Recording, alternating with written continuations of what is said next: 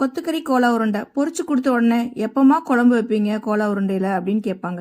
எப்படி பண்ணுறதுன்னு பார்க்கலாமா? அதுக்கு அரை மூடி தேங்காய் மிக்சி ஜாரில் போட்டுக்கோங்க. கசகசா 2 ஏலக்காய், ஒரு மீடியம் சைஸ் வெங்காயம் 1, தக்காளி 1, 2.5 ஸ்பூன் குழம்பு மிளகாய் தூள், இது எல்லாத்தையும் நல்லா பேஸ்ட்டாக அரைச்சிட்டு வந்துடணும். ஒரு பாத்திரத்தில் 4 ஸ்பூன் எண்ணெய் ஊற்றிக்கோங்க. கடுகு, பட்டை, சோம்பு, கொஞ்சமாக உப்பு, கருவேப்பிலை இலைகள், ஒரு வெங்காயம், ஒரு கத்திரிக்காய் போட்டிருக்கேன், ஒரு பச்சை மிளகா, ஒரு பிரியாணி இலை நீங்கள் கூட போட்டுக்கலாம், கரம் மசாலா, மஞ்சள் தூள், இது எல்லாத்தையும் போட்டு நல்லா மிக்ஸ் பண்ணணும். கருவேப்பிலை இலைகள், மிக்சியோட வாட்டர், இது எல்லாத்தையும் ஊற்றிக்கணும்.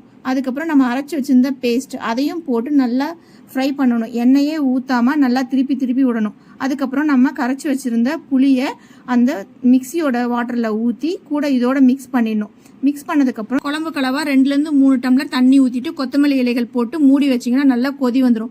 கொதி வந்து அந்த பச்சை ஸ்மெல் எல்லாம் போனதுக்கப்புறம் நம்ம எடுத்து வச்சிருந்த அந்த உருண்டைகள் எல்லாம் ஒன்றொன்னா அதுக்குள்ளே போட்டதுக்கப்புறம் ஃபஸ்ட்டு நம்ம பொரிச்ச கோலா உருண்டையோட மீதி எண்ணெயை அது கூடயே ஊற்றிட்டு கொஞ்சமாக கஸ்தூரி மேத்தி போட்டுட்டதுக்கப்புறம் நீங்கள் போட்ட கோலா உருண்டையெல்லாம் மேலே வந்துடும். மேலே வந்துருச்சுன்னா அது வெந்துருச்சு. குழம்பு எவ்வளோ திக்னஸ் வேணுமோ அந்த டைமில் ஆஃப் பண்ணி குழம்பை எடுத்து வச்சிடலாம்.